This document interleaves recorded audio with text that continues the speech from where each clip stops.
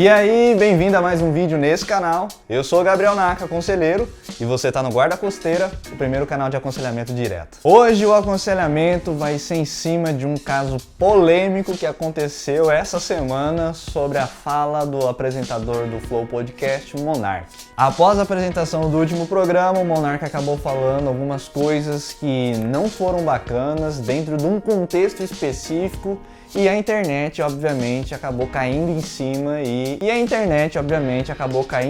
gerando uma repercussão danada sobre a fala dele. Então o aconselhamento vai ser sobre isso, sobre o que aconteceu, o que a gente pode entender em relação a isso, o que a gente consegue extrair de aconselhamento pelo fato ocorrido e, obviamente, buscando te instruir para que esse tipo de situação seja evitada, combinado? Mas antes de irmos para o aconselhamento, caso você ainda não seja inscrito nesse canal, se inscreve para nos ajudar, para nos dar aquela força.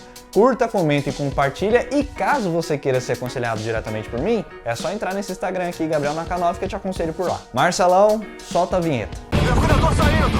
30 pra frente à direita. Não me deixe aqui! Nós já chegamos ao local.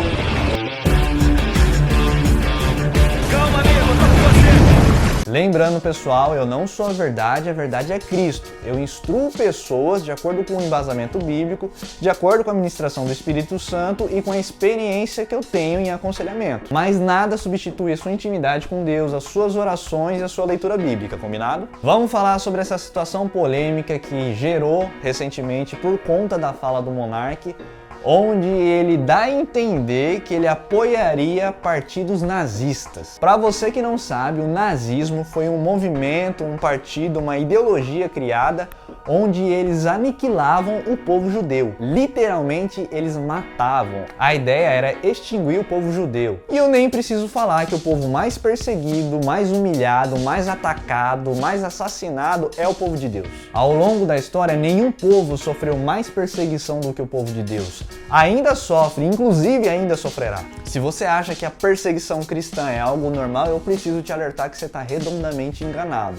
O massacre ao povo de Deus tem cunho espiritual. Não sei se você sabe, mas existe um príncipe temporário para esse mundo que é Satanás. Automaticamente o povo a sofrer mais vai ser o povo de Deus. Então legal, já entendemos um pouco do nazismo e o porquê do nazismo, que tem um cunho espiritual por trás. Agora vamos falar sobre o contexto do Monark. Já quero deixar claro que eu não tô aqui para defender Monark.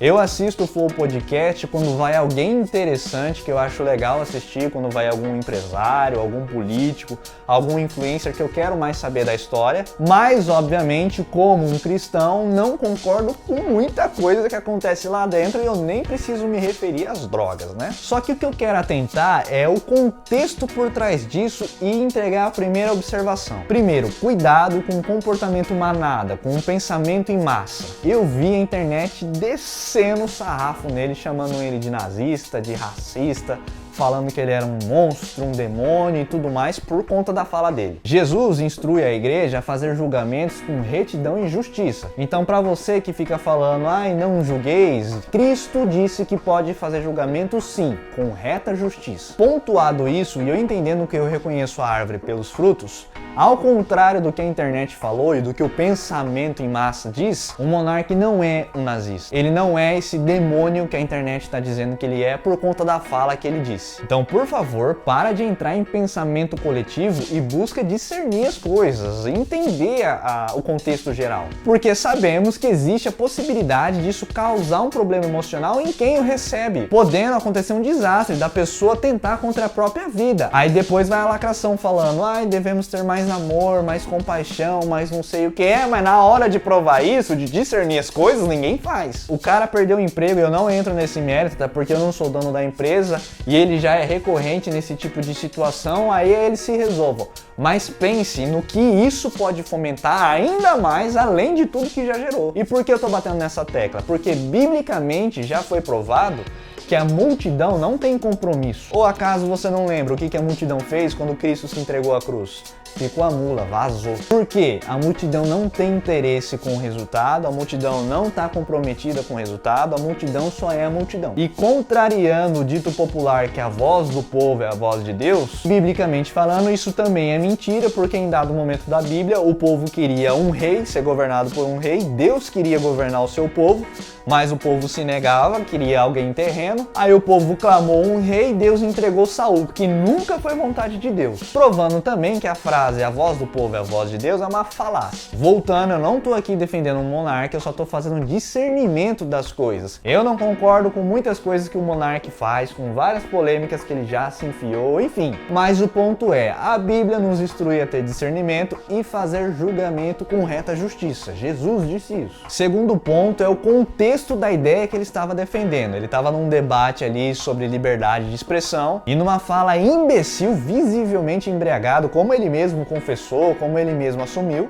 ele estava tentando passar a ideia de que todos poderiam se expressar e que se expressar não seria algo ruim, usando um exemplo idiota e infeliz de que até um nazista poderia se expressar e ser reconhecido de forma governamental, enfim. Então qual é o contexto? O cara tá defendendo a liberdade de expressão, não importa para quem seja. E qual é o problema da frase dele? Porque tem limite, importa sim para quem seja de fato. Se um grupo do qual você quer dar voz, você quer chancelar, é um grupo que tem como pensamento ideológico a aniquilação de um povo, esse grupo não merece ter voz. Só que entorpecido pela embriaguez, ele não levou isso em consideração. Ele entrou dentro de uma noia de que tudo pode, tudo é possível, tudo é lícito e não é assim que a coisa funciona. E aqui fica a minha terceira observação. Cuidado, principalmente você cristão, que vai na ideia de que não tem problema tomar uma latinha. A Bíblia não condena bebida alcoólica, mas a Bíblia condena embriaguez. Aí eu te deixo uma pergunta, se você andar perto do precipício, aumenta infinitamente mais as chances de você cair e morrer,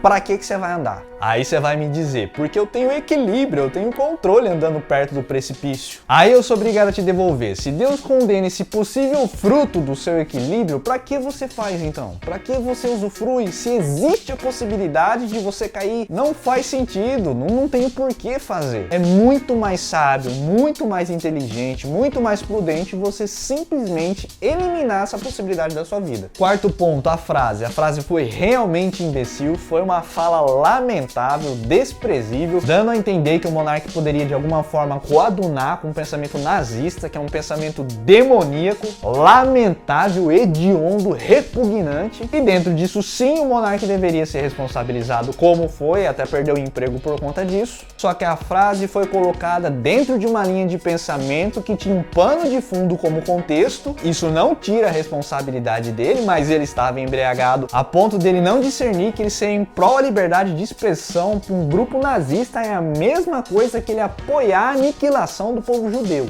fazendo dele um belíssimo porta-voz do inferno. Eu quero te deixar um alerta, tá? Só existem dois tipos de pessoas, a quem está no reino de Deus e portanto é propriedade dele, e a quem não está no reino de Deus e portanto é propriedade das trevas. Então qualquer pessoa que não esteja em Cristo é muito mais suscetível a fazer as vontades do inferno, a agir conforme Satanás quer, como um boneco de ventríloco, ainda mais se essa pessoa está embriagada. Por que a Bíblia condena embriaguez? Porque ela te tira da consciência, é como se a casa ficasse vazia. É como se quebrasse todas as possibilidades de barreira de autodomínio. Você se entrega às suas paixões, às suas imbecilidades, aos seus impulsos, sendo prato cheio na mão do diabo, como foi. E o quinto e último ponto que eu quero deixar aqui para você refletir para encerrar esse vídeo. Tenha responsabilidade com a sua imagem.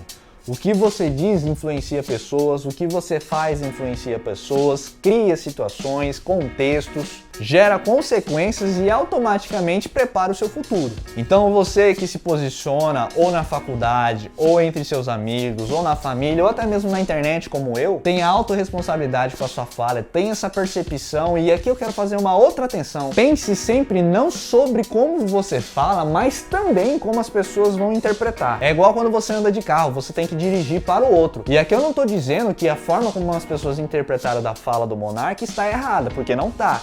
De fato, ele falou groselha. Mas seja você sábio e atento, tentando premeditar como isso ecoará quando você fizer. Se você se preocupar com esses pontos que eu entreguei nesse aconselhamento, eu garanto que isso vai diminuir muito as chances de você gerar algum tipo de transtorno para sua vida. Então, pessoal, eu encerro esse aconselhamento reafirmando que eu não estou aqui defendendo o monarca, lamentável a fala dele, mas eu também preciso compreender o contexto geral, não é simplesmente eu falar como todo mundo está falando, porque as coisas não foram bem desse jeito. Se você gostou desse aconselhamento, não se esquece, se inscreve nesse canal, curta, comenta, compartilha para ajudar a gente. Se você quiser ser aconselhado diretamente por mim, é só entrar nesse Instagram aqui, Gabriel Nakhanov, que eu te aconselho por lá. A gente tá buscando fazer aconselhamentos além da caixinha de perguntas, mas também sobre as situações que acontecem no nosso dia a dia com a internet, com as polêmicas que surgem, justamente para tentar contribuir com a sua vida, te apresentando algumas observações, algo que vale a pena ser refletido, para que todos possamos crescer juntos, combinado? E eu aguardo você no próximo vídeo nesse canal.